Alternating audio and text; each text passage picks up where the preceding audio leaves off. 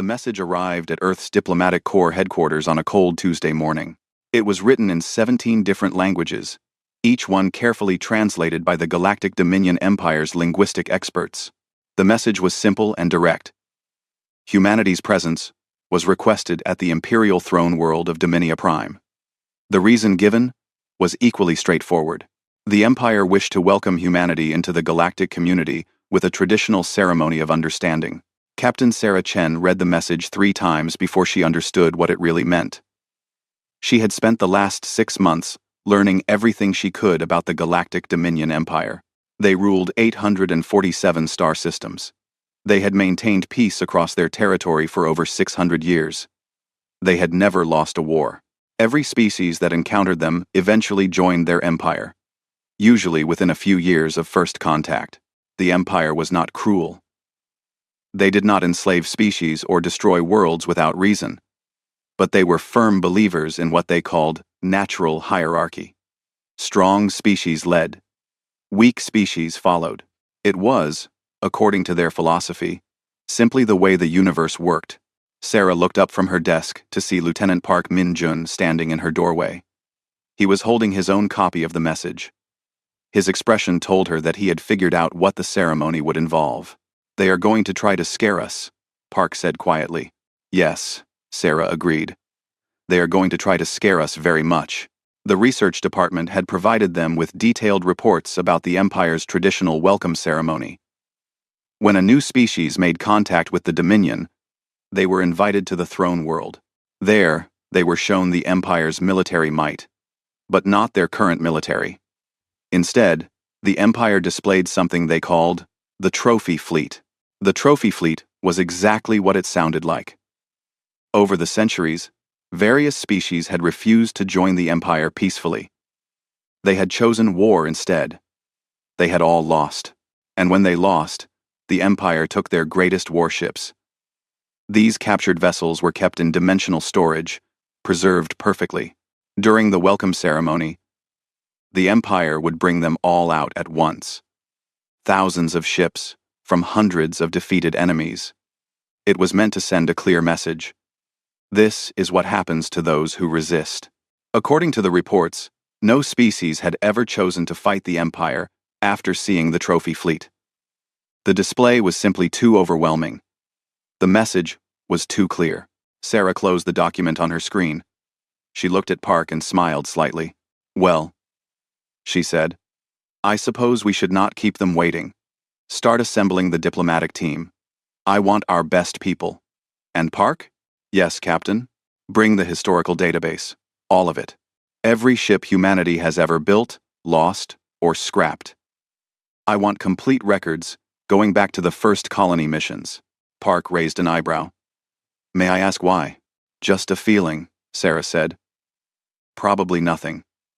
But I like to be prepared." Wait. 3 weeks later, the human diplomatic vessel Friendship emerged from faster-than-light travel at the edge of the Dominia Prime system. Sarah stood on the bridge, looking at the view screen. The Imperial capital world hung in space before them. A blue and green jewel surrounded by massive orbital stations. Each station was the size of a small moon. The ship's sensors counted 43 separate stations, each one bristling with weapons and shield generators. "They are not subtle," said Dr. James Morrison. He was the team's xenoanthropologist, an expert in alien cultures. He had been studying the Dominion for years, even before humanity made official contact. "Subtlety is not the point," Sarah replied. "Intimidation is the point. They want us to see all of this and feel small." "Is it working?" asked Park. Sarah considered the question. The stations really were impressive. Humanity had nothing quite like them. Earth's orbital defenses were powerful, but they were designed differently. Human military doctrine favored mobility and surprise over fixed fortifications. These stations represented a different philosophy entirely. They said, "We are so strong that we do not need to hide. We are so powerful that we build our defenses where everyone can see them." "It is working a little bit," Sarah admitted. "But remember, they have been doing this for thousands of years. They have had time to build all of this. Humanity has only been in space for 400 years. Give us another 1,000 years, and we will have impressive things too. The communication console beeped. A message was coming in from one of the orbital stations. Sarah nodded to the communications officer, who opened the channel. An alien face appeared on the screen.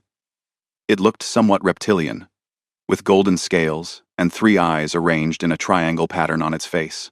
This was a Dominion citizen, one of the founding species of the Empire. Human vessel Friendship. You are cleared to dock at Ceremonial Station 1. Please follow the guidance beacons. Do not deviate from the assigned path. Chancellor Vex Thor will meet you personally. Welcome to Dominia Prime. The channel closed before Sarah could respond. She looked at her pilot. You heard them. Follow the beacons. Let us go see what they want to show us. The docking procedure took 2 hours. The ceremonial station was enormous, with hundreds of docking ports. The Friendship was guided to a port near the station's central axis. As they approached, Sarah could see other ships docked nearby. She recognized several of them from the intelligence reports. Ships from the Zix Commonwealth, vessels from the Haroon Collective, a massive bioship from the Mycelial Network. All the recent additions to the Empire, Park observed. They invited everyone who joined in the last 50 years. They want all the new members to watch. Sarah nodded slowly. That made sense. The ceremony was not just for humanity's benefit. It was a reminder to everyone else as well. A reminder of what the Empire could do. A reminder of why no one fought back. They disembarked from the Friendship into a docking corridor that could have fit a dozen ships side by side. Everything was built to a massive scale. The walls were decorated with murals, showing the Empire's history, great battles, diplomatic victories, peaceful planets, thriving under Dominion rule. Chancellor Vex Thor was waiting for them in the main reception hall. He was tall, nearly 3 meters high, with those same golden scales and 3 eyes. He wore robes that shimmered with embedded circuitry. When he spoke, his voice was deep and resonant. Captain Chen, Lieutenant Park, Dr. Morrison, welcome. We are honored to receive humanity into the galactic community. Your species has impressed us with your rapid expansion and your technological achievements. In just 400 years, you have colonized over 300 systems. This is remarkable. One, Sarah bowed slightly. Chancellor, we are honored by your invitation. Humanity looks forward to peaceful relations with the Dominion. Of course, Vex Thor said. His smile showed many sharp teeth. Peace is always preferable. The Empire has maintained peace for 6 centuries. We have found that peace is easiest when everyone understands the reality of power. To that end, we have prepared a demonstration. A tradition, you might say. Come, other delegates are already gathering. He led them through corridors that grew increasingly grand. They passed other alien delegations, dozens of species, all heading in the same direction. Sarah noticed that many of them looked nervous. Some were whispering to each other. Others walked in silence, their body language suggesting fear. Finally, they reached the observation deck.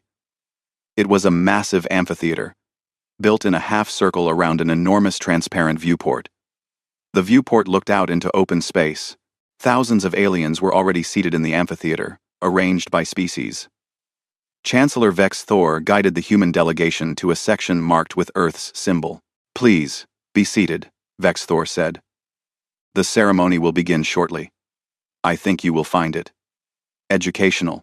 He left them there and moved to the front of the amphitheater, where a raised platform looked out over the viewport. Other Dominion officials were gathering there as well. Sarah sat down and looked around. The atmosphere in the amphitheater was tense. None of the aliens were talking now. They were all staring at the viewport, waiting. This feels like a trial, Park whispered. It is a trial, Dr. Morrison replied quietly. A trial of our will. They are going to show us something terrible. And watch how we react. Suddenly, the lights in the amphitheater dimmed. A hologram appeared above the platform where the Dominion officials stood. It was massive, filling the air above the viewport. It showed the face of an alien Sarah did not recognize. This being was even larger than the reptilian Dominion founders. Its skin looked like polished stone, and it had 6 eyes arranged around its head. Behold! A voice boomed through the amphitheater. Emperor Kaldan the 15th, Master of the Dominion, Keeper of Peace, Lord of 847 systems. The Emperor's holographic face looked down at the assembled delegates. When he spoke, his voice seemed to come from everywhere at once. New friends, the Emperor said. You are here because your species have recently joined the great community of civilized worlds. You are here because we wish you to understand the Dominion. We are not conquerors. We are not tyrants. We are simply practical. We understand that the universe is dangerous. We understand that only through unity can civilizations truly thrive. He paused, and his 6 eyes seemed to look at each delegate in turn. But unity requires understanding. And understanding requires knowledge. You must know what the Dominion is capable of. You must know why 600 years have passed since any species dared to raise weapons against us. You must see the truth of power. The Emperor raised one massive hand. Outside the viewport, something began to happen. Space itself seemed to ripple.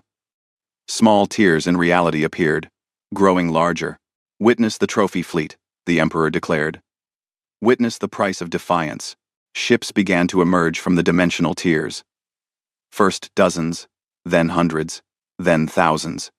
They filled the space around the station. An armada of vessels from countless different civilizations. Each ship was unique, representing the military might of a species that had once stood against the Dominion. And every single one of them had lost. Sarah heard gasps from around the amphitheater. Some aliens made sounds of distress. Others sat in shocked silence. The sheer scale of the fleet was overwhelming. These were not small ships. These were dreadnoughts, battle cruisers, siege vessels. Each one represented the pinnacle of a civilization's military technology, and the Dominion had defeated them all. Chancellor Vexthor stepped forward. He was smiling. Each vessel you see was taken from an enemy who believed they could resist the Dominion. Each one represents a species that chose war over peace, and each one now serves as a reminder. The Dominion cannot be defeated. He began to walk along the platform, gesturing to different sections of the fleet. The red vessels with 3 hulls are from the Korth Supremacy. They believed their superior numbers would overwhelm us. The black pyramids are from the Sharel Ascendancy. They believed their psychic powers made them invincible. The crystalline spheres belonged to the Eternal Chorus. They believed their energy weapons could pierce any defense. He paused and smiled wider. They were all wrong. Sarah forced herself to breathe steadily. The display really was impressive. She had to give them that. Thousands of ships, each one a trophy, each one a warning. The message was clear. Do not fight. You cannot win. Park leaned close to her and whispered, Captain, should I start recording? For our military intelligence? Yes, Sarah whispered back. Get everything. Every ship type, every design. Earth Command will want to study this. But even as she said it, Sarah felt a strange sensation in the back of her mind. Something about this display felt wrong. Not wrong in the sense that it was fake. The ships were clearly real, but wrong in some other way. Like a puzzle piece that did not quite fit. Chancellor Vexthor was still talking, still describing the various defeated enemies. The aliens in the amphitheater were still sitting in stunned silence. And outside, the trophy fleet continued to fill the void, a monument to the Dominion's power. Then Emperor Kaldan spoke again. But these are merely our lesser victories. The defeated enemies who fell quickly. Now, witness the crown jewels of our collection. Behold the ships that belong to our greatest foe. More dimensional tiers opened. These were larger than before, and from them emerged 5 vessels that dwarfed everything else in the fleet. They were enormous, each one at least 5 kilometers long. They had a distinctive design. Cylindrical hulls with rotating sections, massive engine arrays at the rear, and armor plating that still gleamed despite their age. Sarah stared at the ships. Her mind felt suddenly blank. There was something familiar about them. Something she could not quite place. Park grabbed her arm. His datapad had fallen from his hands onto the floor. He was staring at the ships with an expression of complete shock. "Captain," he whispered. "Captain, those ships." Dr. Morrison leaned forward in his seat, his eyes wide. He pulled out his own datapad and started frantically typing, comparing images on his screen to the vessels outside the viewport. Emperor Kalden's voice filled the amphitheater once more. 300 years ago, the Dominion faced its greatest threat. A species of warriors more ruthless than any we had encountered before. They sent 5 massive warships against us. The war lasted for decades. Millions died on both sides. But in the end, the Dominion prevailed. We captured these vessels and destroyed the civilization that built them. They are gone. Now, extinct. Their homeworld lost to time. But their ships remain as our greatest trophy. As proof that no enemy, no matter how powerful, can stand against the Dominion. Sarah's hands were trembling. She knew those ships. She knew exactly what they were. Park was frantically scrolling through his historical database, and Dr. Morrison had pulled up technical schematics on his screen. This was impossible. This was absolutely impossible. But there was no mistaking it. Sarah had seen these exact designs in museums on Earth. She had studied them in history classes at the Academy. Chancellor Vexthor approached the human delegation. His smile was expectant. He wanted to see their fear. He wanted to see them realize the futility of resisting the Dominion. Sarah tried to speak. She opened her mouth, but no sound came out. She tried again, and then she made a sound that no one in the amphitheater expected. She snorted, a short, sharp sound of suppressed laughter. Park looked at her. Dr. Morrison looked at her. Then, Park's shoulders began to shake. He was biting his lip, trying desperately not to laugh. Dr. Morrison covered his mouth with his hand, but his eyes were watering. Sarah felt the laughter building in her chest. She tried to hold it back. She really tried. This was supposed to be a diplomatic ceremony. This was supposed to be serious, but she could not help it. Captain Sarah Chen, Chief Diplomatic Representative of Humanity, threw back her head and burst into full, uncontrollable laughter. The sound of human laughter echoed through the observation amphitheater like a stone thrown into a still pond. The ripples spread outward. Conversations stopped, mid-sentence. Aliens turned in their seats to stare at the human delegation. Even the Dominion officials on their raised platform froze, uncertain how to react. Sarah Chen could not stop laughing. Every time she tried to compose herself, she would look at those 5 enormous ships hanging in space outside the viewport, and a fresh wave of laughter would overtake her. Tears were streaming down her face. Her sides hurt. Lieutenant Park Min-jun had given up trying to maintain his diplomatic composure. He was doubled over in his seat, his shoulders shaking with silent laughter. He had dropped his datapad again, and this time, he did not bother to pick it up. Dr. James Morrison was making strange wheezing sounds as he tried to breathe through his laughter. He kept pointing at his datapad screen, then at the viewport, then back at his screen, as if he could not quite believe what he was seeing. Chancellor Vexthor stood frozen on the platform. His 3 eyes were wide with confusion and growing anger. This was not how the ceremony was supposed to go. New species were supposed to react with fear. They were supposed to understand their place in the galactic order. They were not supposed to laugh. The other alien delegations in the amphitheater were looking at each other in confusion. Some seemed frightened by the humans' reaction. Others appeared curious. A few whispered among themselves, trying to understand what was happening. Emperor Kalden's massive holographic face loomed above the viewport. His 6 eyes narrowed, creating shadows across his stone-like features. When he spoke, his voice was cold and hard. "You find the Dominion's military might amusing, humans?" Sarah tried to respond. She really did. She took a deep breath and opened her mouth to speak. But then, she looked at those 5 ships again, and another burst of laughter escaped her lips. She covered her mouth with both hands, her whole body shaking. Park managed to gasp out a few words between his fits of laughter. "I am sorry. We are so sorry. This is just... Oh, no. This is..." He dissolved into laughter again, unable to finish his sentence. The atmosphere in the amphitheater was shifting. The confusion was giving way to tension. The Dominion officials were clearly offended. Some of them had moved their hands to their weapons. The alien delegates were becoming nervous. This situation was escalating in a dangerous direction. Chancellor Vex Thor's voice cut through the chamber like a blade. The sharp command helped Sarah regain some control. She forced herself to breathe slowly. In through the nose, out through the mouth. She wiped the tears from her eyes and stood up. Her legs felt weak from laughing so hard. "Chancellor," she said, her voice still shaking with suppressed laughter. "Emperor Kalden, I apologize. We mean no disrespect. It is just those ships." She pointed at the 5 massive vessels. Vex Thor's scales seemed to darken with anger. "You heard the Emperor. They were taken from our greatest enemy, a species of ruthless warriors who nearly destroyed the Dominion before we defeated them utterly. Their civilization is now extinct. Only these trophies remain. Number 6. And when did this war take place?" Sarah asked. She was fighting to keep her voice steady. 300 years ago, Vex Thor replied. It was the longest and bloodiest conflict in Dominion history. Millions died. Entire star systems were devastated.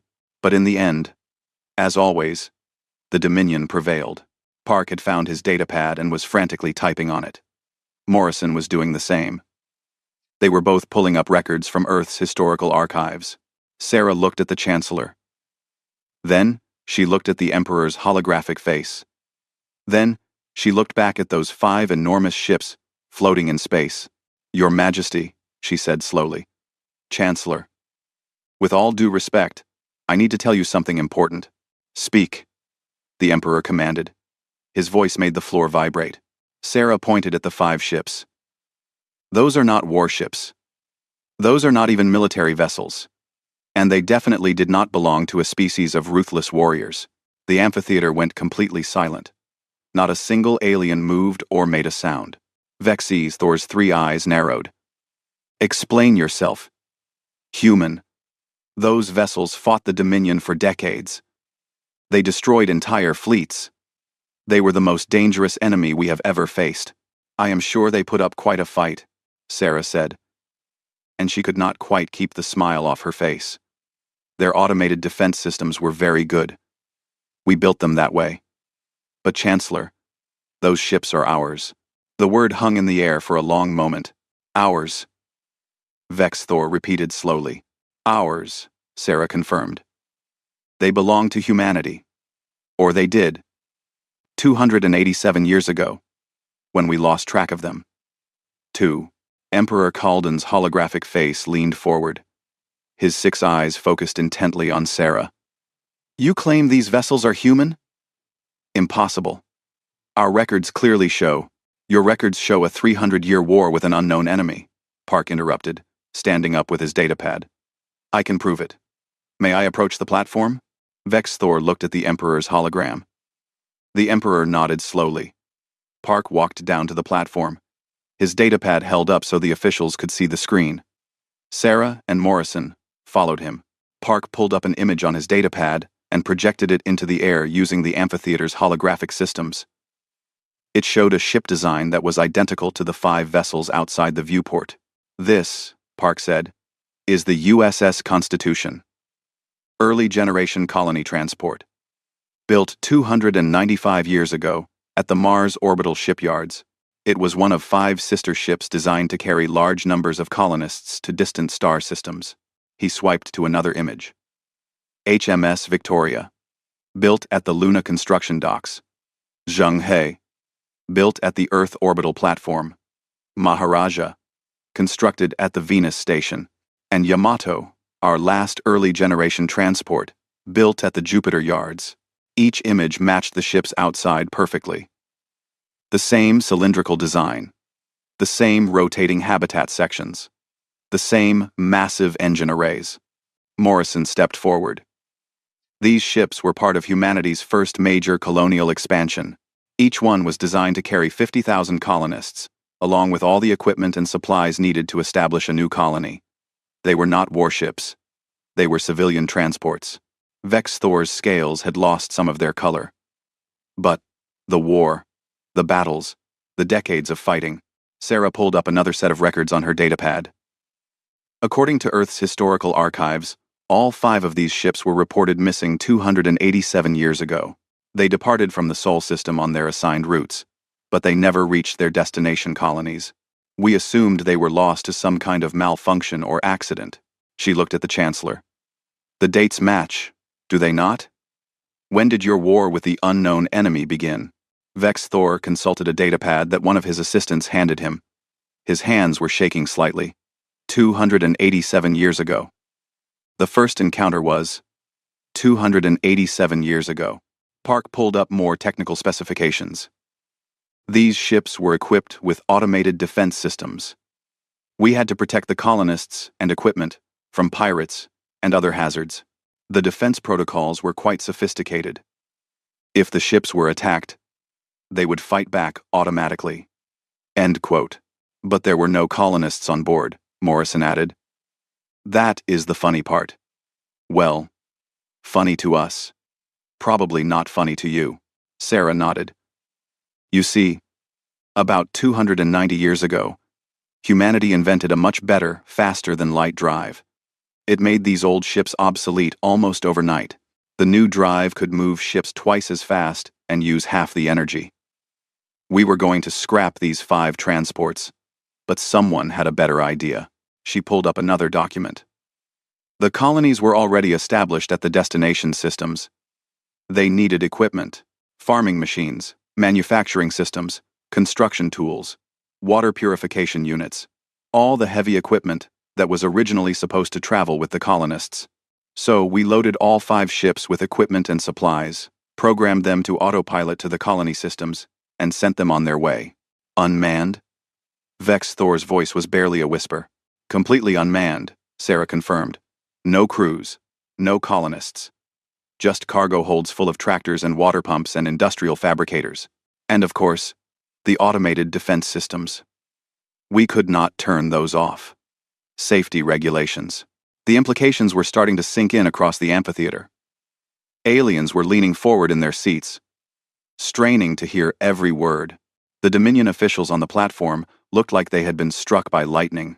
Morrison pulled up tactical analysis reports. Let me guess how the war went. Your ships encountered these 5 transports. You tried to scan them. The automated systems interpreted your scans as hostile action and activated defensive protocols. You opened fire. The defense systems responded. And then you were locked in combat with vessels that were following basic protect the cargo programming. Park was nodding. These old transports were built tough. They had to be. For long journeys through deep space. Thick armor plating, redundant systems, multiple shield generators, and those automated defense turrets could track and engage hundreds of targets simultaneously. But they were just following their programming, Sarah added. Protect the cargo. Avoid destruction. Return fire against any threat. They were not trying to destroy the Dominion. They were not warriors. They were delivery trucks with very good security systems. She looked directly at Emperor Kalden's holographic face. Your Majesty, the Dominion did not fight a war against a species of ruthless warriors. You fought a 300-year war against 5 unmanned cargo ships that were trying to deliver farming equipment to human colonies. The silence in the amphitheater was absolute. It was the kind of silence that happens when everyone's understanding of reality shifts at the same moment. One of the Dominion officials, a smaller alien with blue fur, spoke up hesitantly. But our fleets. We lost thousands of ships, millions of soldiers. How could automated systems... Oh, human engineering is very good, Morrison said cheerfully. We tend to overbuild things. Better safe than sorry, as we say.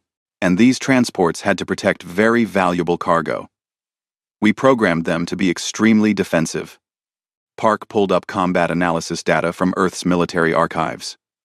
The defense systems on these transports were designed to handle multiple pirate vessels simultaneously. They had predictive targeting algorithms, adaptive shield modulation, and automated repair systems. If you kept attacking them, They would keep defending themselves. They would learn from each engagement and adapt their tactics. For 300 years, Sarah said, your fleets were fighting learning computers that got better at defending themselves with every battle. No wonder the war lasted so long. Vex Thor sat down heavily on a nearby bench. He looked like he might be sick. 300 years. The greatest war in our history. Millions dead. Entire generations spent fighting. And it was all. Cargo ships? Very well-armed cargo ships, Park offered helpfully. With excellent programming.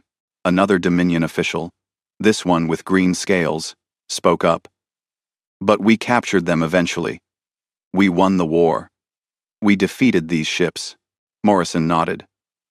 Oh yes. I imagine you did. The defense systems were good, but they were not perfect. And 300 years is a long time. Even automated systems eventually break down. The ships probably ran out of ammunition eventually. Or their power systems degraded. Or you finally figured out some tactical approach that the programming could not handle. He paused. Out of curiosity, how did you finally win? What was the breakthrough? The green-scaled official looked uncomfortable. We stopped attacking them. We realized they only fired when fired upon. So we used communication drones instead of warships. We sent diplomatic signals. When they did not respond, we sent boarding teams through dimensional portals. By the time we figured out the ships were empty, we had already lost. So much. Sarah felt a pang of sympathy for them despite everything. I am sorry for your losses. Truly. If we had known what was happening, we would have sent the shutdown codes. The whole thing could have been resolved peacefully. Shutdown codes. Vex. Thor. Repeated. Numbly. Park held up his datapad. Every human ship has command override codes, even automated ones, especially automated ones. If you had contacted Earth and explained the situation, we could have transmitted the codes and shut down the defense systems remotely. But instead, Morrison said, you thought you were fighting a war. So you kept attacking, and the ships kept defending themselves. A tragic misunderstanding that lasted for 3 centuries. Emperor Kaldun's holographic face had gone completely still. His 6 eyes stared at nothing. Finally, he spoke, and his voice sounded tired and old. What you are telling us, what you are claiming, is that the greatest military victory in Dominion history was against unmanned human cargo ships? Yes, Your Majesty, Sarah said gently. That is exactly what I am telling you. No. Another long silence fell over the amphitheater. Then, from somewhere in the seats where the alien delegation sat, someone made a sound. It might have been a cough, or it might have been a laugh. It was hard to tell. Sarah looked at the 5 ships hanging in space outside the viewport. From this angle, she could see some of the hull markings. There, on the side of the largest vessel, was the registry number, USS Constitution, Colony Transport, Yedden. Chancellor, she said. Your Majesty, if it is possible, humanity would like to request the return of these ships. There is still equipment on board that we could use, and honestly, they belong in a museum. Future generations of humans should be able to see them and learn about the time 5 cargo ships accidentally fought the most powerful empire in the galaxy to a standstill. Vex Thor looked up at her. His 3 eyes were filled with an emotion Sarah could not quite identify. Shame, perhaps, or maybe just exhaustion. What was in the cargo holds? He asked quietly. What was so valuable that you gave it such powerful defenses? Park consulted his datapad. According to the manifests, mostly farming equipment, automated tractors, irrigation systems, seed banks. Also, some industrial fabricators for manufacturing, water purification systems, medical supplies, the basic necessities for establishing a colony, farming equipment, Vex Thor repeated. Very expensive farming equipment, Morrison added. Colonial expansion was costly. We wanted to make sure the cargo arrived safely. The Chancellor stood up slowly. He looked very old suddenly. He turned to face the Emperor's hologram. Your Majesty, I believe we need to discuss this matter privately. Perhaps we should adjourn the ceremony for now. Emperor Kaldan nodded. His holographic face began to fade, but before it disappeared completely, he spoke one more time. Captain Chen, Lieutenant Park, Dr. Morrison. The Dominion appreciates your clarification. We will need time to process this information. Please return to your ship. We will contact you soon to discuss the return of your vessels and other matters. The hologram vanished. The lights in the amphitheater came up. Dominion officials were scrambling off the platform, talking urgently among themselves. The alien delegations sat in stunned silence, trying to understand what they had just witnessed. Sarah looked at Park and Morrison. They looked back at her. And then, unable to help themselves, all three humans burst into laughter again. The walk back to the friendship felt longer than it should have. Sarah Chen and her team moved through the corridors of Ceremonial Station. One in silence. But it was not a comfortable silence. It was the silence of people who knew they had just changed everything, without meaning to. Behind them, the amphitheater was in chaos. Through the walls, Sarah could hear raised voices. Aliens arguing in dozens of different languages. The Dominion officials shouting orders. Someone was crying. Someone else was laughing. It was the sound of an entire worldview collapsing in real time. Security drones followed the human delegation at a distance. They were not threatening, exactly, but they were watching, making sure the humans went directly back to their ship without talking to anyone else. When they finally reached the friendship, Sarah almost ran up the boarding ramp. Once inside, with the airlock sealed behind them, she leaned against the wall and let out a long breath. "Well," said Park. "That did not go as planned." "Did we have a plan?" Morrison asked. He was still clutching his datapad like a lifeline.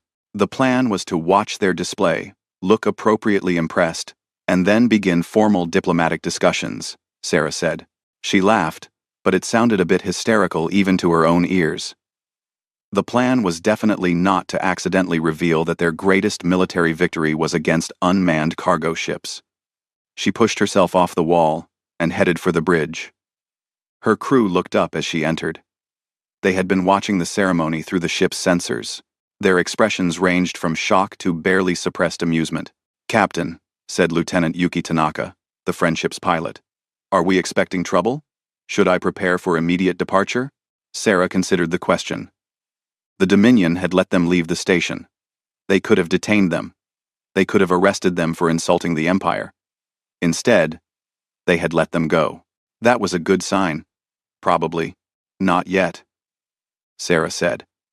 "But keep the engines warm, just in case. And make sure our faster-than-light drive is fully charged. If things go wrong, I want us ready to jump out of this system immediately." She sat down in the captain's chair and pulled up the communication logs. Several messages had come in while they were at the ceremony. Most were from other human diplomatic vessels, asking for updates. One was from Earth Command. Sarah opened that one first. "Captain Chen, this is Admiral Rodriguez. We have been monitoring your mission. We saw the ceremony broadcast. We need a full report as soon as possible. Also, and I cannot believe I am asking this, are those really our old colony transports? Confirm immediately." Sarah activated the reply function. "Admiral, confirmed. USS Constitution, HMS Victoria, Zheng He, Maharaja, and Yamato. All 5 early-generation transports that went missing 287 years ago. The Dominion had them. They thought they were warships from an extinct species. I have corrected their misunderstanding. Currently waiting aboard Friendship for the Dominion's response. Will provide full report soon. Chen out. Action taxidio. Workintentadio." She sent the message and leaned back in her chair. Through the bridge viewport, she could see the trophy fleet still hanging in space around the station. Thousands of ships. Centuries of warfare. The Dominion's greatest source of pride. And now everyone knew that the crown jewels of their collection were human delivery trucks. "Captain," said Ensign David Okafor from the communications station. "I am picking up broadcasts from the station. Multiple channels. I think news of what happened is spreading. Let me hear it, Sarah said. Okafor put the audio on the bridge speakers. It was a Dominion news broadcast, speaking in the Empire's common language. The translation software rendered it into English. Unprecedented revelation at today's ceremonial gathering. The 5 vessels known as the Terror Fleet, the greatest trophies of the Dominion's military history, have been identified as civilian cargo transports from the human species. Imperial officials have confirmed that the 300-year war, previously attributed to an extinct warrior race, was actually a conflict with automated defense systems protecting unmanned vessels. Another channel, this one sounded more like a talk show, asking how this could happen. How could our greatest military minds not realize they were fighting cargo ships? What does this say about the Dominion's military capabilities? What does this say about our intelligence services? A third channel, an alien voice, angry and bitter. Lies upon lies. The Empire has built its reputation on this victory. The Terror Fleet was supposed to represent our strength. Instead, it represents our incompetence. 300 years, millions of deaths. And for what? To capture 5 unmanned transports? Sarah held up her hand, and Okafor cut the audio. Well, Morrison said quietly, I think it is fair to say that we have created a political situation. Before Sarah could respond, the communication console lit up with an incoming transmission. It was marked as Priority Alpha, the highest level. The sender was listed as Dominion Imperial Command. Sarah straightened in her chair. This is it. Everyone look professional. Okafor, open the channel. The view screen activated. Chancellor Vex Thor's face appeared. He looked exhausted. His golden scales had lost their shine, and his 3 eyes were bloodshot. Captain Chen, he said, I am contacting you on behalf of Emperor Kalden and the Dominion High Council. We need to speak with you. Privately. Just you. Not your full delegation. Can you return to the station? Sarah felt her crew tense. This could be a trap. On the other hand, if the Dominion wanted to harm them, they would not need to lure Sarah back to the station. They could just attack the friendship. Of course, Chancellor, Sarah said calmly. Now, if possible. I will come immediately. Same docking port? So, no. A different location. I am sending you coordinates. Come alone, Captain. This conversation is too sensitive for witnesses. The transmission ended. A moment later, new coordinates appeared on the Friendship's navigation system. They indicated a small, private docking bay on the far side of the station. Park stood up. Captain, you cannot go alone. It is too dangerous. He is right, Tanaka added. This could be an ambush. Sarah shook her head. If they wanted to hurt me, they would not be this subtle. Vex Thor sounded desperate, not angry. I think they need help. And regardless of how this day has gone, we came here to establish diplomatic relations. That means taking some risks. She stood and headed for the airlock. Park, you have command while I am gone. If I am not back in 2 hours, contact Earth Command and get out of this system. Do not wait for me. Quote. Captain Park started to protest. That is an order, Lieutenant. She left before he could argue further. The private docking bay was much smaller than the ceremonial port where the Friendship was moored. Sarah flew over in a small shuttle, piloting it herself. The bay doors opened as she approached, and she set the shuttle down on a landing pad that looked like it had not been used in years. Chancellor Vex Thor was waiting for her. He was alone. No guards. No assistants. Just him, standing in the empty docking bay looking lost. Sarah exited the shuttle carefully. Her hand rested near her sidearm, just in case. But Vex Thor made no threatening moves. Instead, he simply gestured to a door on the far side of the bay. Thank you for coming, Captain. Please, this way. He led her through the door and down a corridor. They passed through several security checkpoints, all unmanned. Finally, they reached a small conference room. The walls were transparent, offering a view of space and the trophy fleet beyond. Inside the room, 3 other aliens were waiting.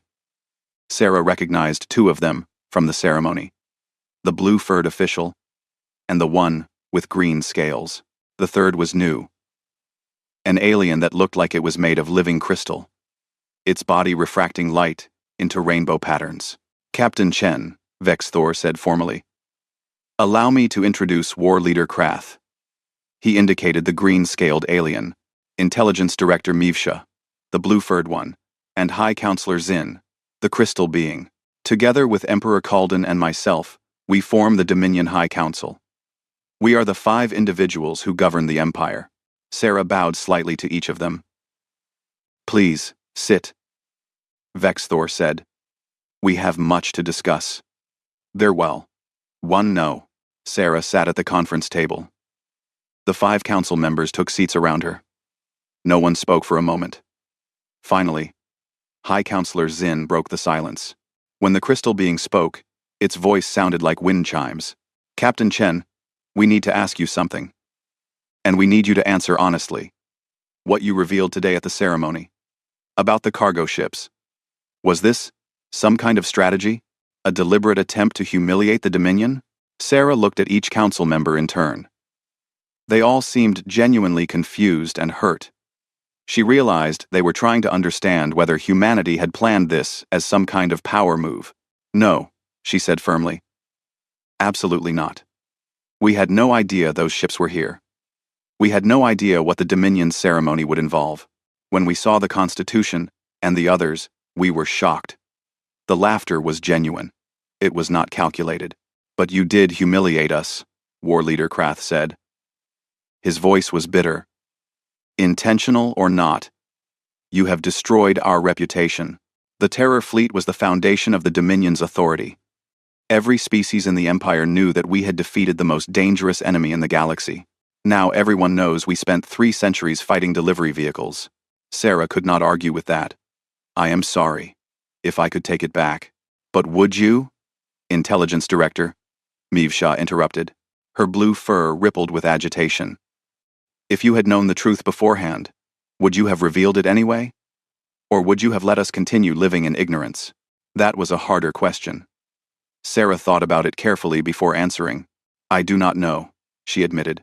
On one hand, revealing the truth has clearly caused problems.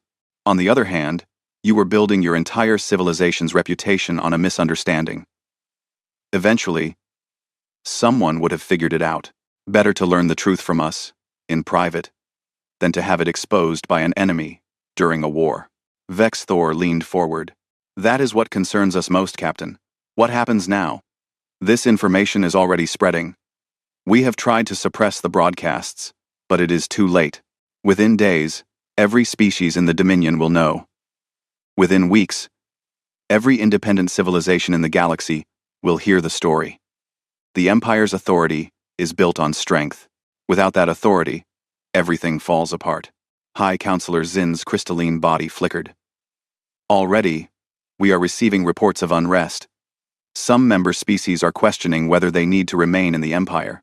Others are wondering whether they could successfully rebel, now that they know the Terror Fleet was not what we claimed. The Treaty of the Black Stars specifically references our victory over the Terror Fleet as proof of Dominion supremacy, War Leader Krath added. That treaty keeps 6 major civilizations from going to war with each other. If they decide the treaty is based on false premises, we could see the largest galactic war in history. Sarah felt the weight of what she had done settling on her shoulders. She had not meant to destabilize an empire. She had just laughed at a funny coincidence. But intentions did not matter. The consequences were real. What do you want from me? She asked quietly. How can I help?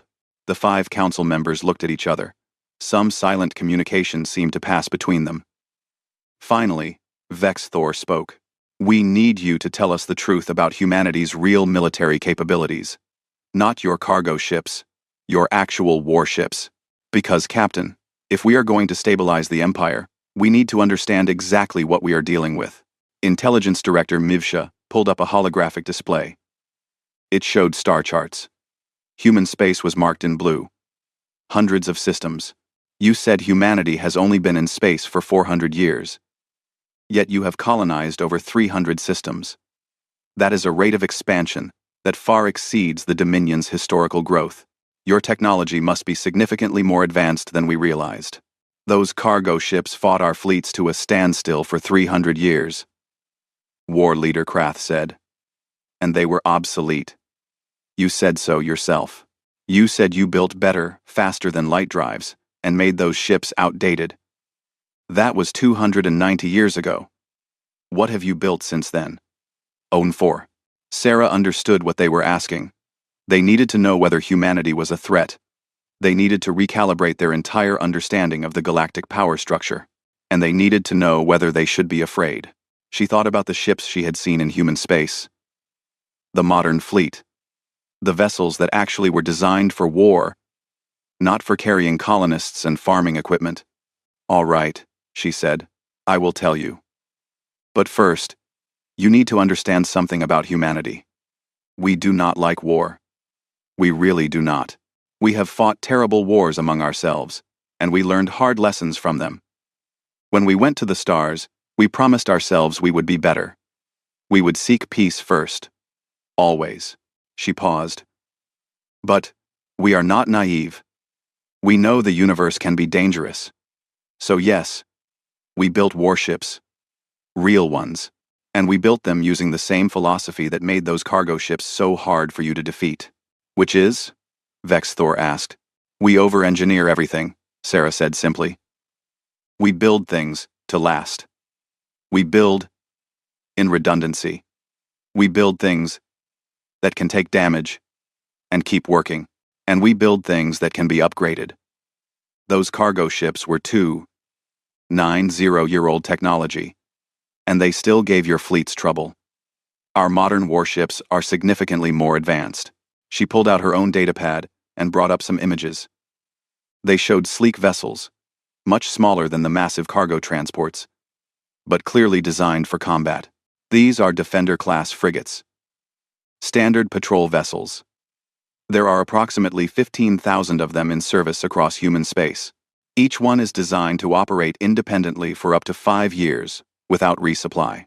They have faster-than-light drives that can jump almost instantly, adaptive shield systems, and weapons that can track targets across light seconds of distance.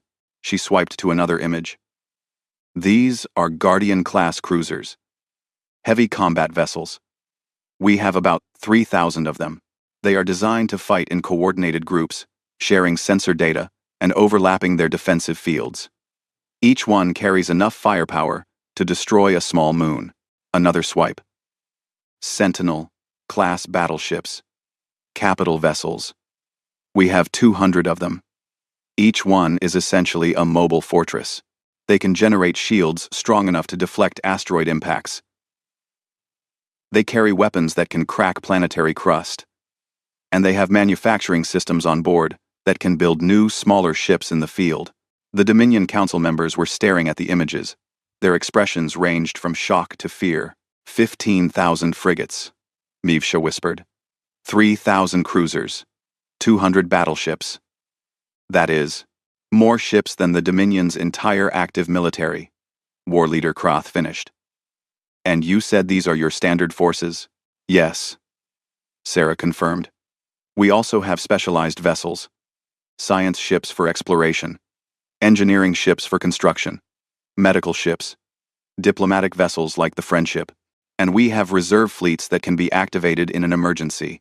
Vex Thor's 3 eyes were wide. Why? Why so many ships if you do not seek war? Because we colonized 300 systems in 400 years, Sarah explained. That is a lot of space to patrol, a lot of colonies to protect, a lot of shipping lanes to keep safe, and because we remember our history. We remember what it is like to be unprepared.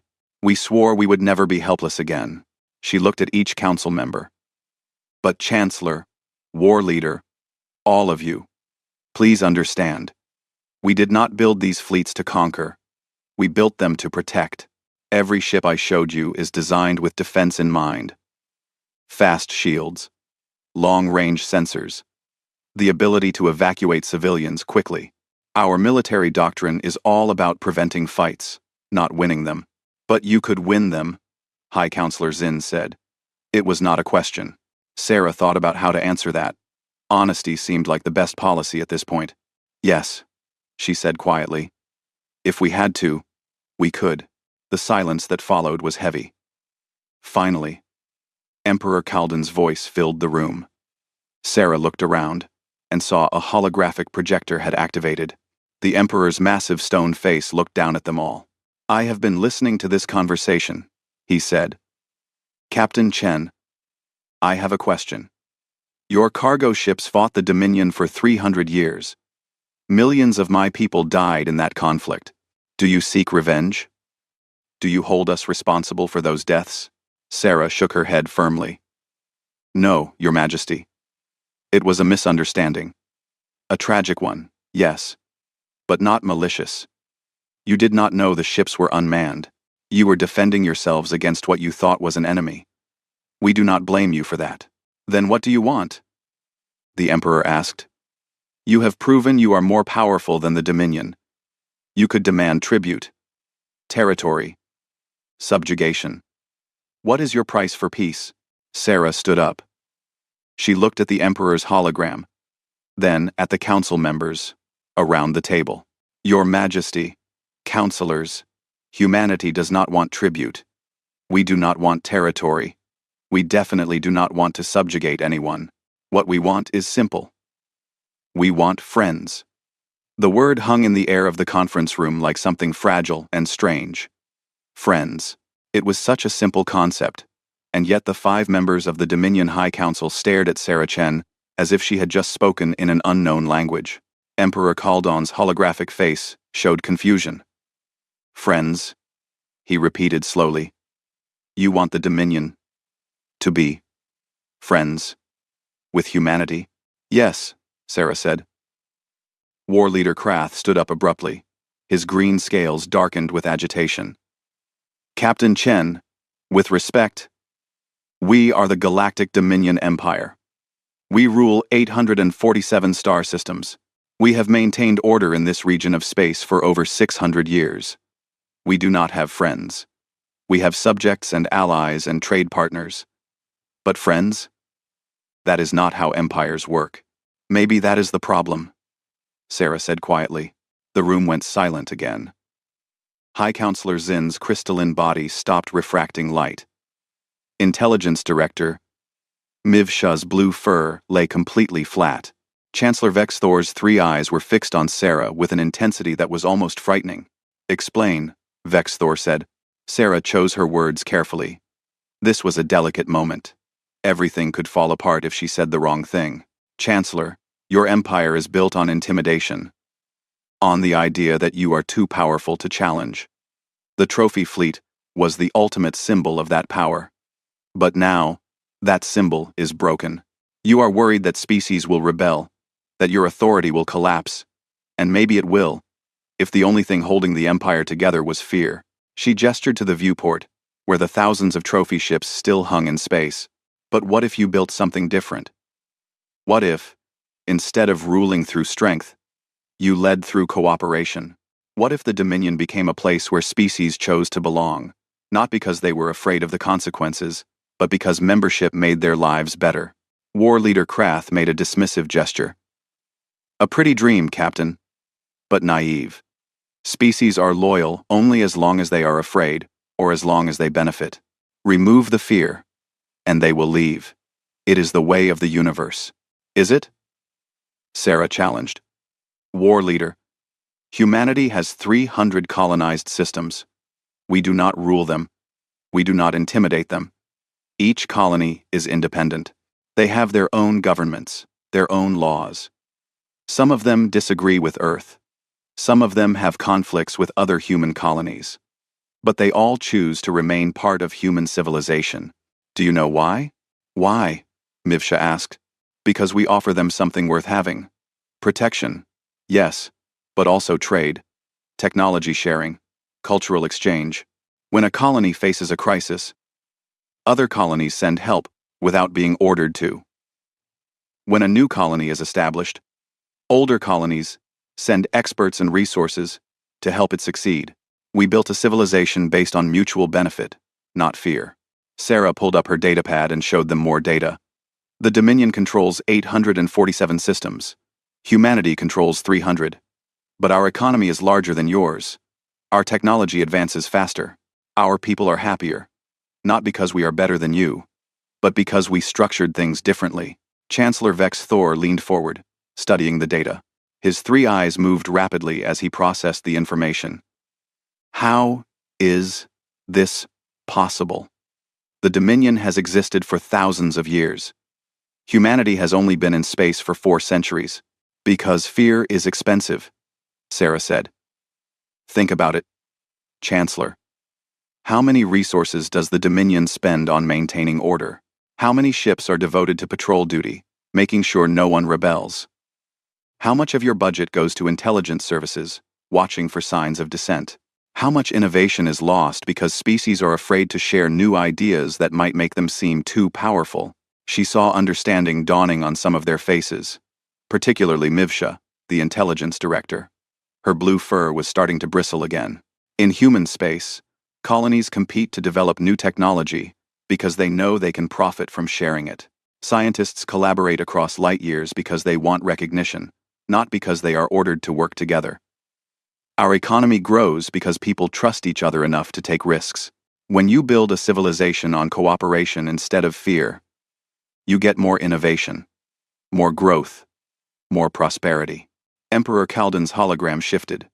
The massive stone face seemed to soften slightly. Captain Chen, what you describe sounds ideal, but you are ignoring the fundamental problem. Not all species want to cooperate. Some want to conquer. Some want to destroy. The Dominion uses fear to prevent chaos. Without that fear, what stops the aggressive species from attacking the peaceful ones? It was a fair question. Sarah had an answer, but it was not one the Dominion would like. The aggressive species are dealt with, she said simply, firmly, completely. But the key is identifying who is actually aggressive versus who is just defending themselves. The Dominion treats all resistance as aggression. You fought our cargo ships for 300 years because you assumed they were weapons. But they were just defending themselves according to their programming. She pulled up more images on her datapad. Battle reports from human military engagements over the past 2 centuries. Humanity has fought wars. We are not pacifists, but we choose our battles carefully. These images show conflicts with species that genuinely were aggressors. Pirates, raiders, a few civilizations that believed in conquest. In each case, we gave them chances to stop. When they refused and continued to threaten human colonies or our allies, we responded with overwhelming force. The images showed the aftermath of those battles. Destroyed pirate bases. Captured raider ships. One image showed an entire fleet of alien warships, disabled, floating dead in space. When we fight to win quickly and decisively. But we also fight to minimize casualties. See these disabled ships? We could have destroyed them. Instead, we targeted their engines and weapons systems. The crews survived. After the battle, we offered them a choice. Face trial for their crimes, or accept rehabilitation and integration into peaceful society. Most chose rehabilitation. War leader Krath studied the images closely. You are saying the Dominion is too harsh with potential enemies and too lenient with confirmed enemies. That we create rebellions by treating resistance as aggression, but then we drag out conflicts instead of ending them quickly. Yes, Sarah said. Exactly. You maintain a constant level of pressure that is not quite enough to crush resistance, but is too much to allow peace. It is the worst of both approaches. High Counselor Zin spoke up, its voice chiming softly. The captain has a point. I have argued for years that our policies create more problems than they solve. But the war leaders always insist that strength and intimidation are necessary. Because they are necessary.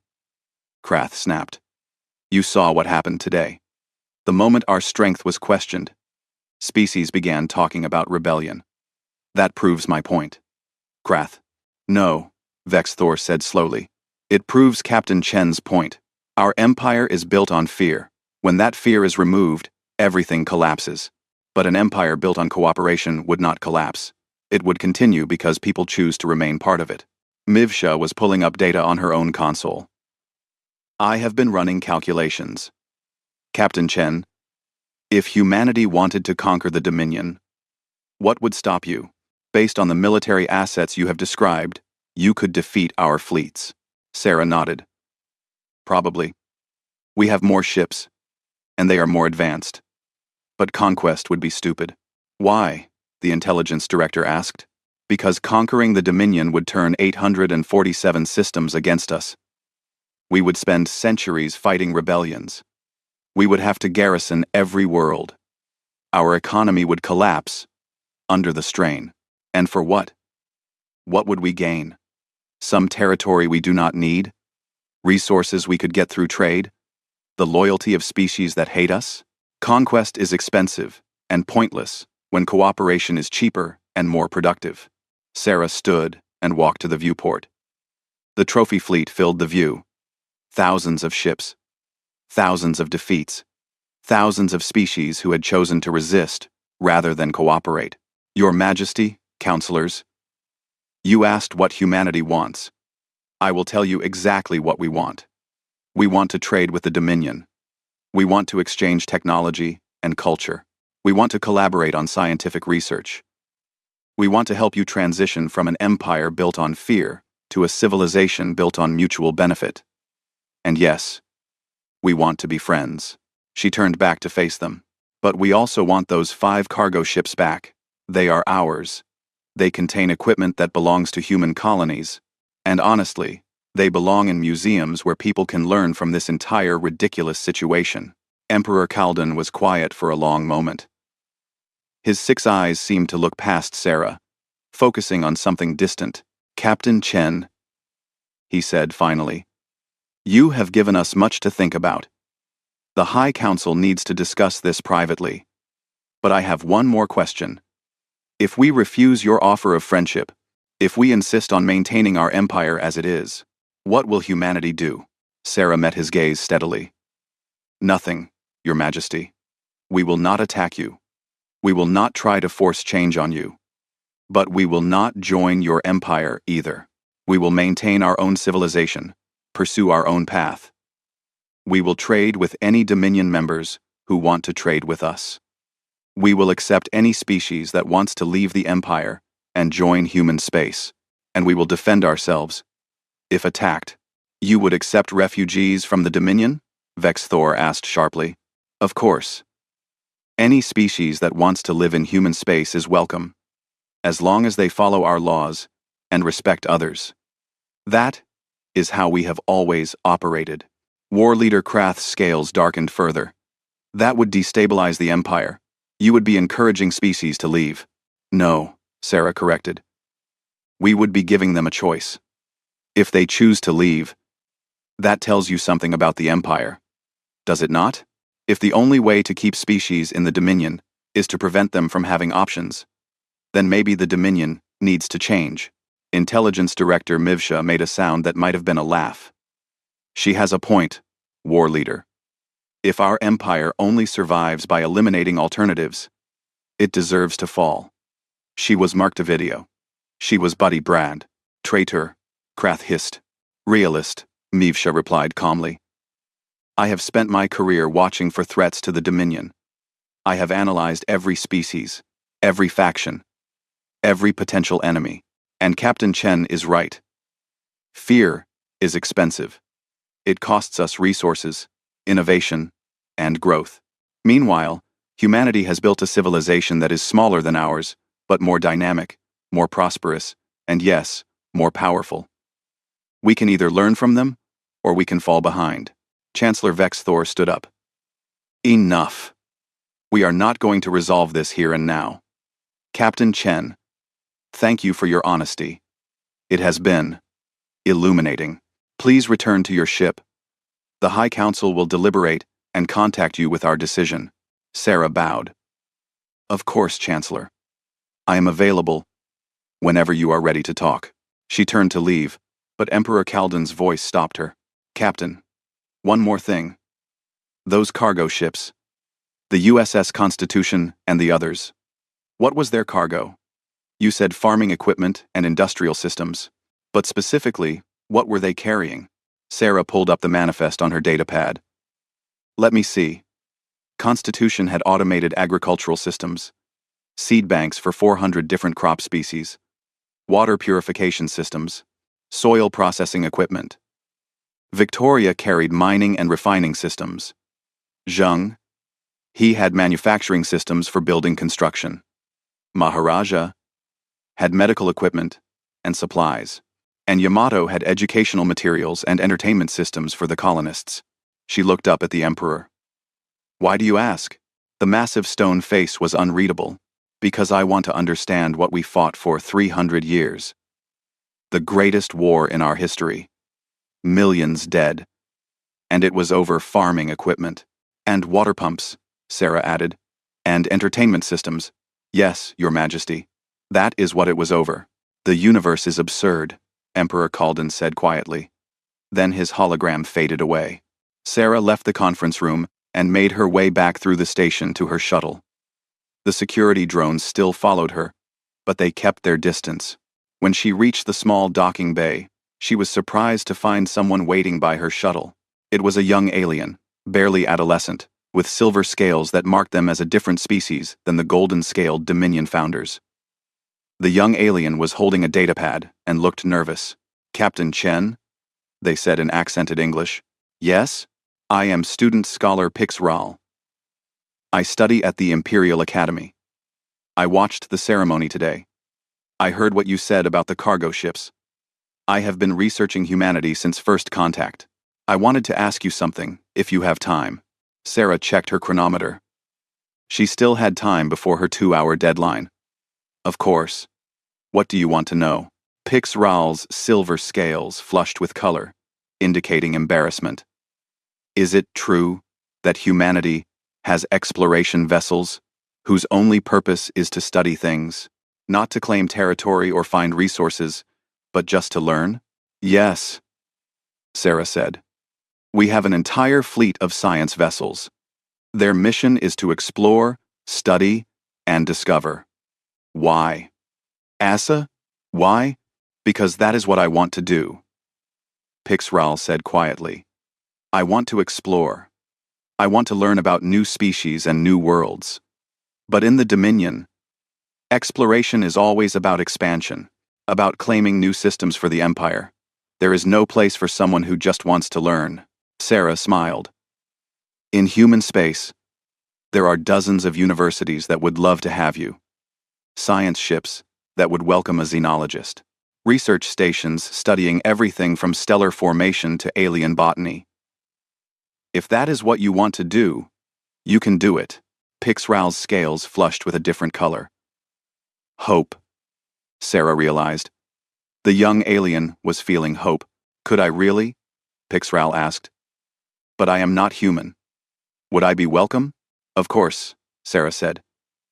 We have many non-human scientists working in human space. Species that joined us.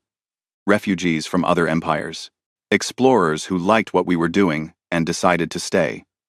The only requirements are that you respect others and contribute to the community. If you are serious, I can give you contact information for several universities that accept alien students.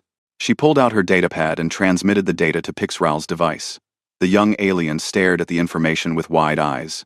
Thank you, Pix Ral whispered. Thank you so much. You are welcome. Study hard, Pix Ral. Maybe someday I will read a paper you have written. Sarah boarded her shuttle and lifted off. As she flew back toward the friendship, she thought about that conversation. Young Pix Ral represented something important, a generation that wanted something different. A future that was not built on fear and intimidation. Maybe the Dominion would change. Maybe they would not. But either way, the galaxy was changing. The revelation about the cargo ships had cracked something open. People were questioning things they had always accepted. And that, Sarah thought, was probably a good thing. Even if it was uncomfortable in the short term. When she reached the friendship, Park and Morrison were waiting for her in the docking bay. They looked relieved to see her. Captain, Park said. Sarah shook her head. No. I think we are fine. The Dominion High Council is discussing our situation. They need to decide whether to keep being an empire built on fear or try to become something different. And if they choose to stay the same? Morrison asked. Then we maintain our borders, accept refugees, and wait. Eventually, they will either change or collapse. But that is their choice to make, not ours. She headed for the bridge. In the meantime, let us prepare a full report for Earth Command. And somebody find out if we have any good engineers on board. If we do get those cargo ships back, we are going to need to figure out how to transport 5 obsolete, slightly damaged, 2 9-5-year-old transports back to human space. I have a feeling that is going to be complicated. Park grinned. At least they are just cargo ships. Imagine if they were actually warships. Sarah laughed. Park. If the Dominion had been fighting our actual warships for 300 years, there would be no Dominion. That is the whole point. 3 days passed before the Dominion High Council contacted the Friendship again. 3 days of waiting in orbit around Dominia Prime, while the station below them buzzed with activity. Sarah Chen spent most of that time monitoring the local communications networks, watching as the news about the cargo ships spread throughout the Empire. The reaction was mixed. Some species were angry, feeling betrayed by the Dominion's lies. Others were confused, trying to understand what this revelation meant for their place in the Empire. A few seemed amused by the whole situation, though they were careful not to laugh too openly where Dominion officials could hear them. On the evening of the 3rd day, Sarah was in her quarters reviewing diplomatic protocols when Lieutenant Park knocked on her door. Captain, we are receiving a transmission from Emperor Calden himself. He is requesting your presence on Dominia Prime. On the planet itself, not the station. He says it is time for a formal meeting. Sarah stood immediately. Just me?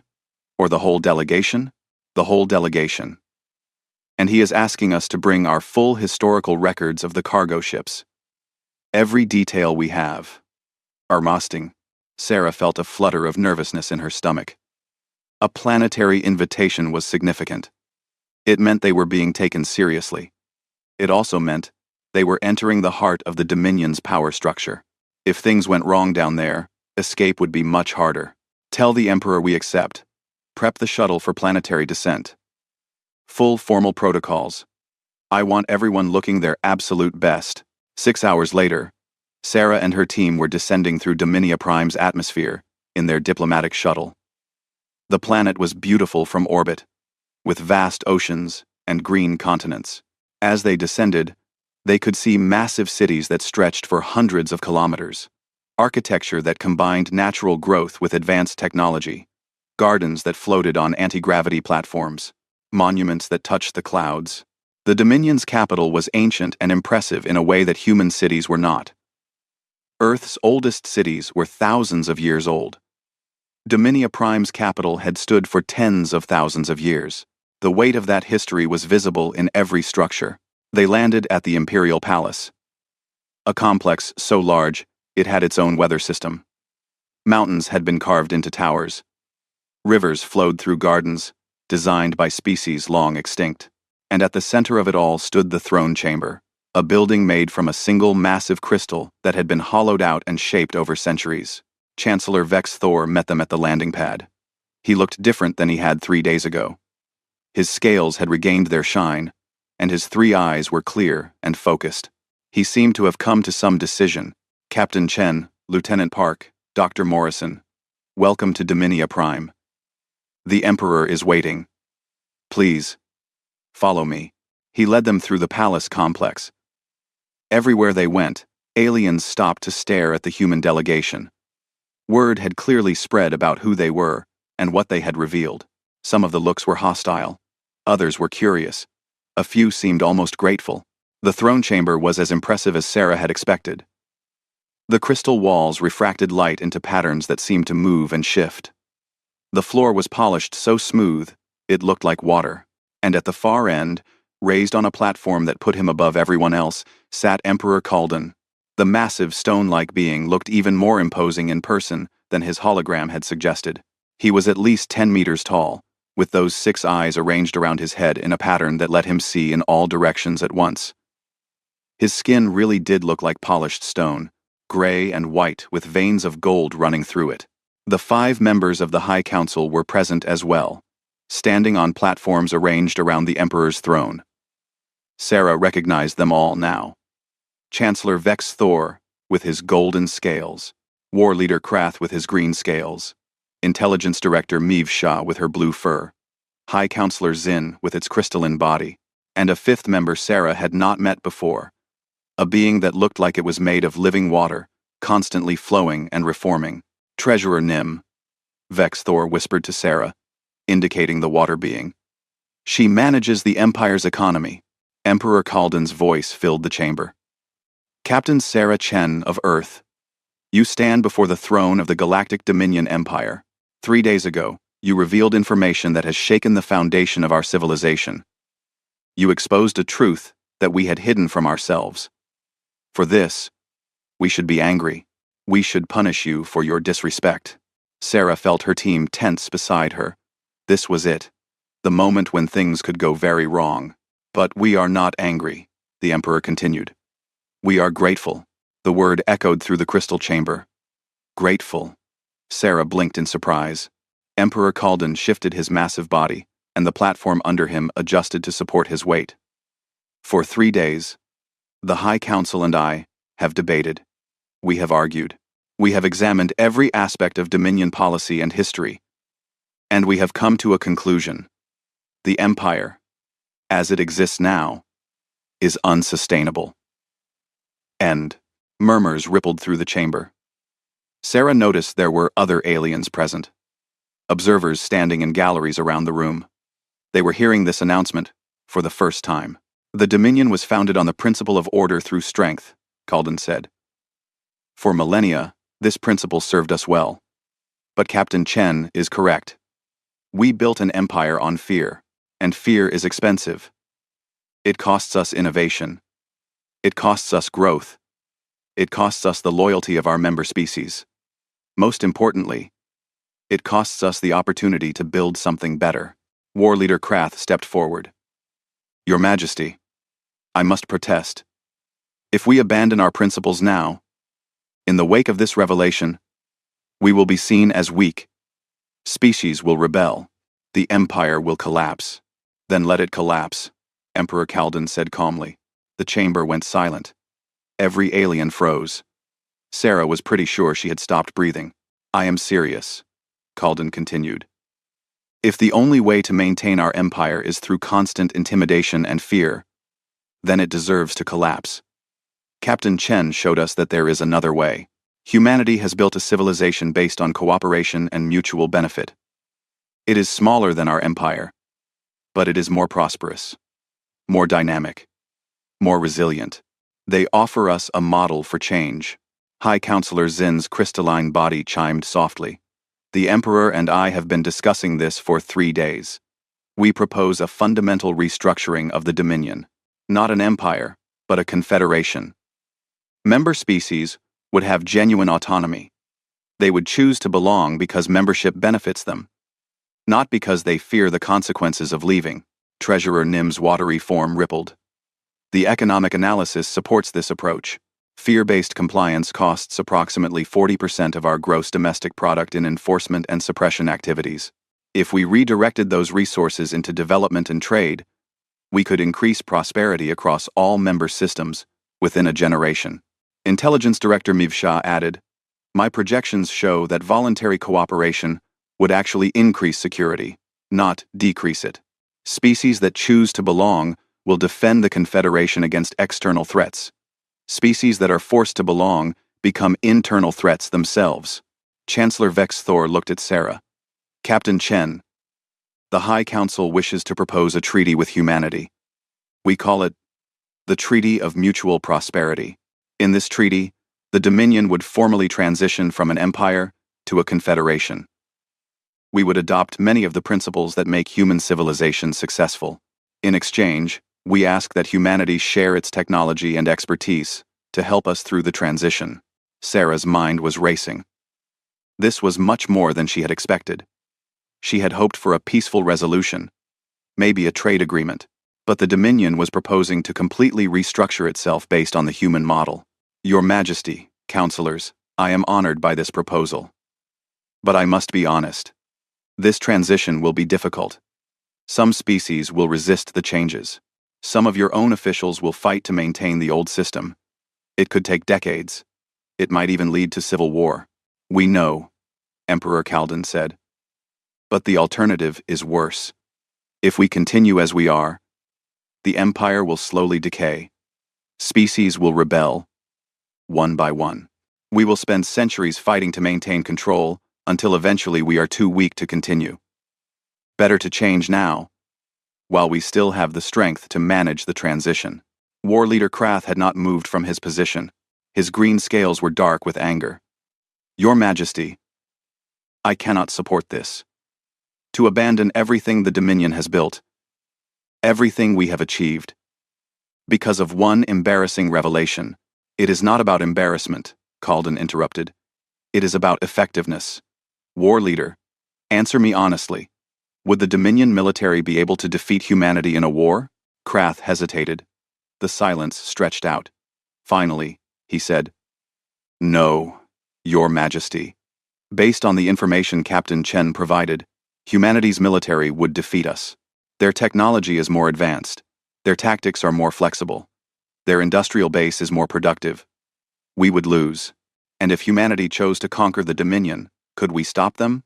No, Your Majesty. So we are, at this moment, at the mercy of a civilization that could destroy us if they wished. And yet Captain Chen is standing here, offering friendship and cooperation instead of conquest. Does that not suggest their approach is superior to ours? Krath's scales slowly lightened. Sarah could see the internal struggle on his face. Finally, he bowed his head. Yes, Your Majesty. It does. Then it is decided, Emperor Kaldan said. He looked at Sarah. Captain Chen, on behalf of the Dominion High Council, I formally request that humanity assist us in transitioning from an empire to a confederation. We want to learn from you. We want to build a civilization where species choose to belong rather than being forced to obey. Will you help us? Sarah felt the weight of the moment. This decision would shape the future of this entire region of space. It would affect trillions of beings across hundreds of star systems. And she was being asked to speak for all of humanity. But she already knew what her answer would be. Your Majesty, I cannot speak for all humanity. But I can tell you what I believe. Earth would be honored to help the Dominion through this transition. We would be happy to share our technology, our expertise, our experience. Not as conquerors or rulers, but as friends and partners. She smiled. However, I do have one condition. Emperor Kaldan's 6 eyes focused on her. Name it. We get our cargo ships back. All 5 of them. And you help us transport them home. For a long moment, the chamber was silent. Then Emperor Kaldan made a sound. It started as a rumble deep in his chest. It grew louder. And then the massive stone-like being threw back his head and laughed. It was a deep, booming laugh that made the crystal walls resonate. The other council members joined in. Even war leader Krath's scales lightened with what might have been amusement. Agreed, Kaldan said, still chuckling. Captain Chen, you will have your cargo ships. Though I admit, it pains me to give up the crown jewels of our trophy fleet, even if they are just delivery vehicles. Perhaps you could replace them with something else, Sarah suggested. A monument to the new confederation. Something that represents cooperation instead of conquest. High Counselor Zin chimed thoughtfully. An interesting idea. Instead of displaying the ships we captured from defeated enemies, we could display something that represents the allies we gained through cooperation. And the first display could be a replica of those 5 cargo ships, Treasurer Nim added. A reminder of how this transformation began, with farming equipment and water pumps, and a good sense of humor. Chancellor Vex Thor approached Sarah. Captain, there is one more matter. The trophy fleet contains thousands of ships from hundreds of species. Some of those species are extinct. Some are now part of the Dominion. Some are independent civilizations. What should we do with these vessels? Sarah thought about it. Return them. Find the civilizations they came from, or their descendants, and return the ships. Use it as a gesture of reconciliation. Show them that the Dominion is serious about changing. Mivsha nodded. This would be an excellent diplomatic tool. Many of our member species have lost artifacts in conflicts with the Dominion. Returning their vessels would demonstrate our commitment to the new approach. Emperor Kaldan stood up from his throne. The movement was slow and deliberate, befitting his massive size. Then it is decided. The trophy fleet will be returned to its original owners or their descendants. We will replace it with a gallery of cooperation, celebrating the civilizations that choose to work with us rather than against us. And we will formally dissolve the Galactic Dominion Empire and establish the Galactic Confederation in its place. He looked at Sarah. Captain Chen, will you and your delegation stay on Dominia Prime to assist with the transition planning? We have much work to do. Of course, Your Majesty. We will stay as long as you need us. Excellent. Then let us begin. Over the following weeks, Sarah and her team worked closely with the Dominion High Council to plan the transition. It was complicated work. Thousands of laws needed to be rewritten, trade agreements needed to be renegotiated. Military structures needed to be reorganized. And most importantly, member species needed to be convinced that the changes were real and permanent. Sarah sent regular reports back to Earth. The response from Earth Command was enthusiastic but cautious. They approved of the treaty and sent additional diplomatic personnel to help with the transition. But they also quietly increased the readiness level of the human military, just in case things went wrong. 1 month after the ceremony that changed everything, Sarah stood in the same observation amphitheater where the trophy fleet had been displayed. This time, she was watching something very different. The 5 cargo ships USS Constitution, HMS Victoria, Jung He, Maharaja, and Yamato were being prepared for transport back to human space. Dominion engineers had worked with human technicians to repair the ships and update their systems enough for the journey. It had been delicate work. The ships were nearly 300 years old and had been in combat. But human engineering was good, and the ships were built to last. Lieutenant Park stood beside Sarah, watching the preparations. Hard to believe all of this started because we laughed at the wrong moment. Right moment, Sarah corrected. If we had not laughed, if we had pretended those ships were as terrifying as the Dominion believed, none of this would have happened. The Empire would have continued on its path. Eventually, there would have been a crisis. Maybe a war between the Dominion and humanity. Maybe a massive rebellion. But something would have broken. Dr. Morrison joined them. He was holding a datapad filled with notes. I have been studying the historical records. Do you know how many species the Dominion defeated in the time they were fighting our cargo ships? How many? Sarah asked. 17. 17 different civilizations that refused to join the Empire. The Dominion diverted resources to the war against our automated defense systems, which meant they were less prepared when other conflicts arose. Some of those 17 species might have been successful in their resistance if the Dominion had not been distracted. Sarah thought about that. 5 unmanned ships, following simple programming, had occupied the greatest empire in the galaxy for 3 centuries. They had changed the course of history without even meaning to. Chancellor Vex Thor approached them. He looked tired, but satisfied. Captain Chen, the High Council wanted me to inform you. The first 3 member species have formally voted to remain in the new confederation. They cited the proposed changes to autonomy and economic policy as their reasons. It is a small start, but it is a start. That is excellent news, Chancellor. How many species have voted so far? Only 10. We are proceeding carefully, starting with the species we believe are most likely to support the changes. But the early results are promising. He gestured to the viewport, where the cargo ships were being surrounded by Dominion tugs. I must admit, I will miss having those ships in our trophy fleet. They were impressive, even if they were not what we thought they were. You fought them for 300 years, Park said. That makes them impressive by any measure. Our engineers are amazed they lasted that long.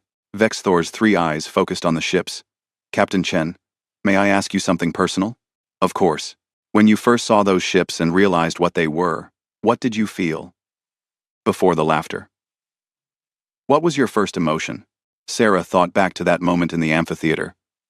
The shock of recognition. The sudden understanding of what had happened. Relief, she said finally. Relief that it was a misunderstanding and not malice. Relief that we could fix it. And then, yes, the absurdity of the situation made me laugh. But relief came first. Vex Thor nodded slowly. The Dominion built its identity on strength and victory. Learning that our greatest victory was against unmanned cargo ships has been humbling. But perhaps humility is what we needed. A communication console beeped. One of the Dominion technicians called out, "Chancellor, the cargo ships are ready for departure. All systems check complete. They are cleared to begin the journey to human space." Sarah activated her communication link to the friendship. "Lieutenant Tanaka, this is Captain Chen. The cargo ships are ready. Begin. Escort protocol. Acknowledged, Captain. Friendship is moving into position." Through the viewport, Sarah watched as her ship moved toward the 5 ancient transports. 3 Dominion escort vessels joined them. It had been decided that a mixed human-Dominion fleet would deliver the ships to human space as a symbol of the new cooperation between their civilizations. The ships began to move. Slowly at first, their old engines warming up after years of inactivity. Then faster, accelerating toward the edge of the system where they would engage their faster-than-light drives. Sarah watched them go. 5 cargo ships that had changed the galaxy without meaning to. 5 ships that had exposed an empire's weakness and forced it to become something better. 5 ships that had started a friendship between civilizations. "Captain," Vex Thor said quietly, "what do you think will happen next? Will the Confederation succeed? Or will it fall apart?" Sarah considered the question honestly. "I do not know, Chancellor. Change is always risky. Some species will resist. Some Dominion officials will try to return to the old ways. You will face challenges and setbacks. But I believe you have a chance. And that is more than you had before." She turned to face him. "The Dominion Empire lasted for thousands of years through strength and fear. Now you have the opportunity to build something that lasts even longer through cooperation and trust. It will not be easy. But I think it will be worth it." Bach. Vex Thor extended one clawed hand toward her. Sarah had learned enough about Dominion customs to recognize it as a gesture of respect and friendship. She took his hand carefully. His scales were warm and smooth under her fingers. "Thank you, Captain Chen. For your honesty. For your laughter at that ceremony. For showing us there was another way. Humanity has been in space for only 400 years. But you have taught a civilization that is thousands of years old. Something new. That is no small achievement." "We learned from others too," Sarah said. "That is how progress works. We share knowledge. We learn from mistakes. We build on what came before. The Dominion will teach us things as well. This is just the beginning." 6 months later, Sarah Chen stood in a museum on Earth. It was a new museum, built specifically to house 5 very special ships. The Museum of Accidental Diplomacy, people were calling it. Though the official name was the Early Space Exploration Center. The 5 cargo ships, Constitution, Victoria, Zhenghe, Maharaja, and Yamato, stood in the central hall. They had been carefully restored and preserved. Information displays around each ship told their history, their original mission, their disappearance, their 300-year war, and finally, their role in transforming an empire. Sarah had been invited to speak at the museum's opening ceremony. She stood on a stage in front of the Constitution, looking out at a crowd that included diplomats from dozens of species. Some were human. Others were from the newly formed Galactic Confederation. A few were from independent civilizations that had heard the story and wanted to see the famous ships for themselves. "These ships," Sarah began, "were built to carry colonists and equipment to new worlds. They were never meant to be warships. They were never meant to fight. But when they were attacked, they defended themselves. For 300 years, they followed their programming. Protect the cargo. Avoid destruction. Return fire against threats. They did exactly what they were designed to do. She gestured to the massive vessels behind her. And in doing so, they changed the galaxy. They exposed the weaknesses of an empire built on fear. They forced a powerful civilization to reconsider its foundations. They started a transformation that is still ongoing. She paused, looking at the ships. But the real heroes of this story are not the ships. They are just machines, following their programming. The real heroes are the beings who chose to change. Emperor Kalden and the Dominion High Council could have doubled down on their empire. They could have refused to adapt. Instead, they chose the harder path. They chose to transform their civilization based on principles of cooperation rather than intimidation. Sarah looked out at the crowd. She spotted Chancellor Vex Thor standing near the front. He had come to Earth specifically for this ceremony. Beside him stood several other Dominion officials, including war leader Krath, who had become an unexpected advocate for the new Confederation once he accepted the necessity of change. The Galactic Confederation is still finding its way, Sarah continued. Not all Dominion species chose to remain. Some left to pursue independence. Others joined human space or allied with different civilizations. But the majority stayed, choosing to be part of something new, something built on choice rather than compulsion. She smiled. And it all started because 5 cargo ships were too stubborn to die, and because a human delegation could not stop laughing at the absurdity of it all. That is the real lesson here. Sometimes the most important changes come from unexpected places. Sometimes strength means admitting weakness. And sometimes the best way forward is to laugh at yourself and choose a better path. The ceremony ended with a reception in the museum's observation hall. Sarah found herself surrounded by well-wishers and reporters. Everyone wanted to know about the cargo ships. Everyone wanted details about the transformation of the Dominion. Eventually, she managed to slip away to a quieter corner. She was looking up at the Constitution, studying its battle-scarred hull, when someone joined her. It was student scholar Pix Ral, the young alien she had met on Dominia Prime. The silver-scaled student had taken Sarah's advice and applied to several human universities. Now Pixral was studying xenobiology at the University of Mars, one of humanity's most prestigious institutions. Captain Chen, Pixral said shyly, I wanted to thank you. If you had not encouraged me, I would never have had the courage to leave the Dominion and pursue my dream. Sarah smiled. You had the courage already. Pixral. I just pointed you in the right direction. How are your studies going? Wonderfully. I am learning so much. And Captain, I have been researching the cargo ships. I wanted to understand exactly how their defense systems worked. Do you know what I discovered? What? The programming was brilliant. The ships were designed to avoid fights whenever possible.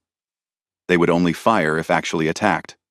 They would break off combat if the attacker retreated. They were trying to minimize conflict even while defending themselves. That is very human, I think. To build protection systems that still seek peace whenever possible. Sarah had not thought about it that way, but Pixral was right. Even in their automated defense protocols, humans had built-in preferences for de-escalation and restraint. It said something about humanity's values that even their cargo ship security systems tried to avoid unnecessary violence. That is a good observation, Pixral. You are going to be an excellent researcher. The young alien's scales flushed with pleased colors. I hope so. I want to study how different species approach technology and design. I think we can learn a lot about a civilization from the tools they build. These cargo ships taught me that. They stood together, looking up at the massive vessel. Around them, the museum was filled with beings from across the galaxy. All of them drawn to see the ships that had changed everything. The cargo vessels that had fought an empire to a standstill and then transformed it into something new. Sarah thought about all the improbable events that had led to this moment. 5 ships sent on autopilot. An empire that mistook them for an enemy. A 300-year war against automated defenses.